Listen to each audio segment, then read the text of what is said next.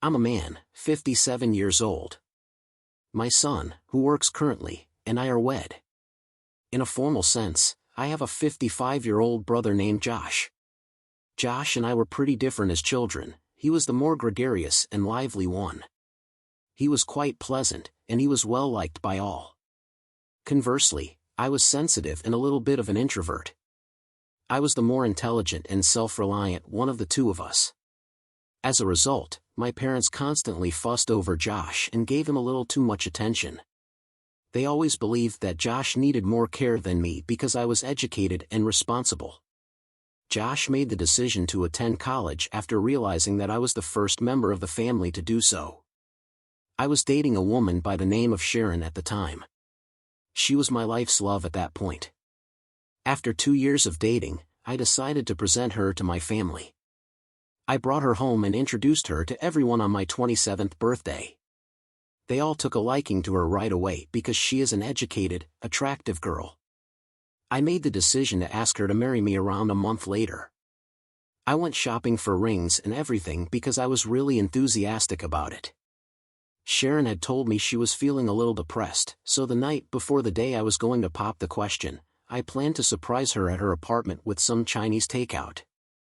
With a pair of keys she provided me, I unlocked the apartment and entered the bedroom to find her cuddled up in Josh's bed. I was taken aback. Josh had a small smile on his face, as if this was some kind of accomplishment, but Sharon quickly sought to justify herself and convince me that it was not what it appeared to be. I instantly left the apartment since I was feeling quite irritated and angry. Josh had already returned home when I went back to tell my parents the whole story. After our massive screaming match, my parents naturally sided with Josh and told me that I was exaggerating the situation. I was horrified. That day, I left home and never came back. I found out that Sharon and Josh were getting married the following year from acquaintances who lived in the area. Josh didn't want me at the wedding because it would be embarrassing, my dad told me over the phone a week later, as if I had wanted to go in the first place. After meeting my wife 3 years later, I joined her family, and everything was fine in my life up until 3 months ago. Sharon sent an email to me. She added that she and Josh wanted to see me right away. Although I never responded, they managed to find me and showed up at my house a week ago. My spouse extended an invitation to them.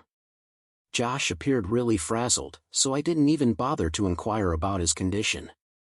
My spouse and Sharon were conversing. It seems that Josh was searching for a kidney donor because his kidneys had failed and he was finding dialysis difficult. Sharon asked that I take a test to see whether we were compatible. The idea that she would even consider me capable of doing that astounded me. She also mentioned that their son TW male was a match, but they wanted me to test because they didn't want him to miss out on the opportunity to donate a kidney. Right away, I told them no and requested them to go. Do I look like an a-hole? Update: Sharon visited my wife several times in an attempt to persuade her to let me take the test. She apologized for being unfaithful and stated I was being silly for continuing to harbor animosity towards Josh and her. My spouse sat me down and urged me to think things through, but she assured me that she would back me no matter what I decided. I informed her that I would ultimately say no.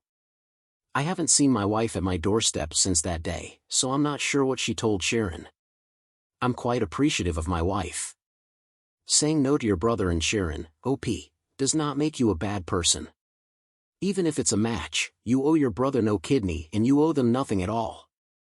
When he decided to have an affair with your girlfriend, it completely ruined his relationship with you. When Sharon and your parents selected him over you, they did the same. Although I am aware that he is dying, I can understand if you would prefer to avoid contact with him. I'm so happy your wife gets it and is rooting for you. But if there's any part of you that wants to help him, you can ask them all to apologize, and you have to hear a real apology before you decide to change your mind. Second tale: my father, a 32-year-old woman, and his girlfriend started dating approximately 8 years ago. Married 2 years prior. She was always there when I visited my dad since we are close, but we have never been romantically involved. Other than going out to eat or going somewhere with my dad, we don't communicate. We are polite, but that's all. I don't enjoy her company, therefore if I can avoid being deemed disrespectful by not inviting her to something, I will. Neither her nor I get along as a person. But there aren't any problems. In 3 months, my spouse and I will have a baby girl through surrogacy, and since we are not in the same country, I'm planning our visits with the child with my parents. In order to assist with the adjustment time, my mother and stepdad will be arriving a few days after the birth. He will remain for a few days, and she will stay for a month. My spouse is pleased with this. I informed my dad that since we had the space and he and I have a friendly relationship, I wouldn't mind at all if he decided to visit when my mother was here. He can come as soon as he can after the few days I'm keeping for myself and my husband. I informed him that his wife is not invited at this time, while he is welcome to come and stay for however many days he would like to take off from work. Like with a new baby, I just want family to be around the baby and am not in the mood to host. Dad was upset because he believes that he and his wife are a package deal. While I agree that this may be appropriate for occasions like Christmas and small weddings, I invited her to my small wedding, for instance. I don't think his wife qualifies as family because I don't think that's how things are usually considered. He expressed his sadness that she is being left out, but in all honesty, I don't see it as exclusion, rather, I see it as his family's responsibilities because she doesn't enjoy going to activities with her own kids. In addition, I don't want many additional people to remain in the house because it will get crowded with my mother, my husband, my stepdad during the first week, and the new nanny. And to top it all off, my dad thinks he can leave his wife alone to spend time with the baby or me. I find it incomprehensible that she would come, but he is furious about it. He's being sensitive, in my opinion. It's not about her or him, even though I can see why he wants her around. Do I look like an a-hole? Indeed, OP, you're being a real jerk. You're inviting your mother's spouse, and you have no problem keeping him occupied while your mother is with the infant. Since they are all grown-ups and able to amuse themselves, you really don't need to entertain any of them. Refusing to let your dad's wife stay is a bad decision. Whether you like it or not, she is a member of your family. She will be in your child's life, therefore you should strive to get along with her now rather than later when your child grows up and finds things awkward or perplexing. Let me now make some observations. You are aware that she will want to see the baby, aren't you? Whether you like it or not, she will act more like a grandmother to your child. You really don't think she's going to do her own thing or simply hang around at the hotel, do you? I don't mean to offend, but you need to get past your feelings for this woman since, in spite of what you said earlier, attempting to exclude her in this way doesn't reflect that. Not that it's necessary to try to get near to her, but you're shoving folks out of the way with this. Here, there are no a-holes. Turn the question around. How would you feel if your father advised you to invite just family members and not your spouse? He's right, the two of them go together like cats and dogs. I completely understand that you don't feel at ease with her, and I don't believe having her visit is a smart idea. You wouldn't need to deal with that issue because it would make you both miserable. You will have to respect his prerogative to keep his wife around at all times, though, and just refuse to invite him to events where you don't wish to spend time with her. The arrogance of some of these comments shows how defective I am. This is your child, you will be managing the feelings and realities of motherhood. Babies are sensitive. This is not the moment to add another stressful factor to your life, such as a distant or unpleasant family. I concur that staying in a hotel would be a nice compromise for your father while also providing you and your family with the space you so obviously desire to welcome your child. Just to be clear, no one owes your child a relationship through marriage or blood. As the child's parents, you should do whatever makes you feel comfortable until they are mature enough to make their own decisions. Kindly disregard anyone who suggests otherwise. Tale 3. Initially, my mother-in-law and I have never had a good relationship.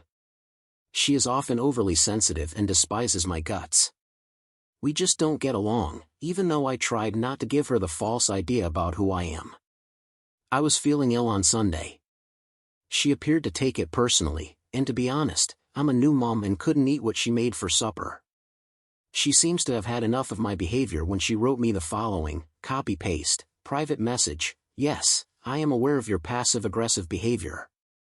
You constantly feigning illness so that you can avoid eating the food I prepare. What, you find my food repulsive? Do you believe I'm not clean? When was the last time you took a serious look in the mirror at yourself? I apologize, you're a new mother who can't even be bothered to brush your hair. Now that you've finally caught our son, you want to play the infant like a pawn. You are the mother of my grandson, which bothers me. You bored him, so I don't think I'll ever be able to accept it, but I'll pretend. Act as though I'm unaware that my son has been speaking with his ex on a frequent basis. See how far you can get by being rude to his mother and me. Oh, and your __ beast dog is always chained to a garage till 30 minutes before you get there, which is how I watch it. You know, your clothes and hair both stink up my place. My husband didn't take it well when I showed him what his mother had sent him right away after my mind was blown. She didn't answer when he tried to phone her. He made the decision to drive to his parents' house at 11 p.m. to pick a fight with her over it. My sister-in-law number 1, who was present, said that he screamed at his mother, called her derogatory things, and then disowned her, shocking everyone in the home. The woman I married has diabetes.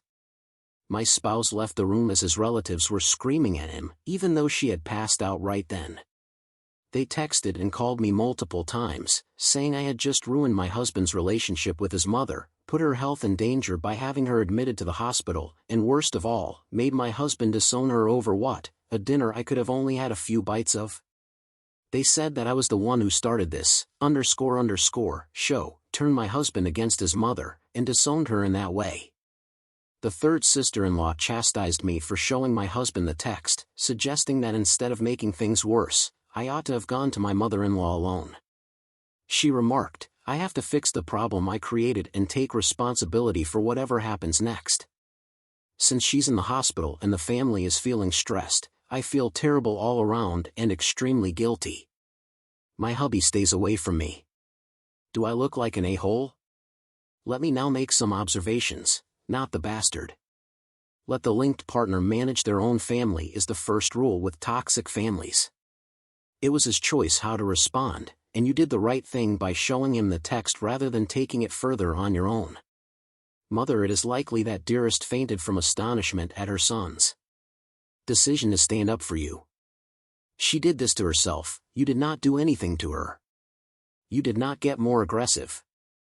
I detest this overused term these days. You let the appropriate person handle it. It's not necessary to injure oneself in order to protect someone's sentiments. She has clearly loathed you from the start and has been spreading rumors about your manipulating nature for some time now. It's apparent, and everyone can see it. Make sure everyone reads the entire paragraph, including those who claim it's a miscommunication, which is untrue. She spoke with sincerity. And what a shithole she is for treating your dog, what a terrible woman. Tell no one about your kid to her. Oh no, don't allow anyone tell you that you weren't responsible for that harm. After causing you so much suffering, your mother-in-law decided it would be best to intentionally wound you with a message. She most likely anticipated that you would become so upset by that message, particularly the bit where she mentioned your spouse talking to his ex, that you would end up fighting with him. You made it clear to him how resentful your mother-in-law is of you. Though it's unfortunate that she's in the hospital, you are also not to blame for it. It's also really difficult to be a new mother. You already have enough stress in your life. This is not necessary. Congratulations on the new baby and good luck.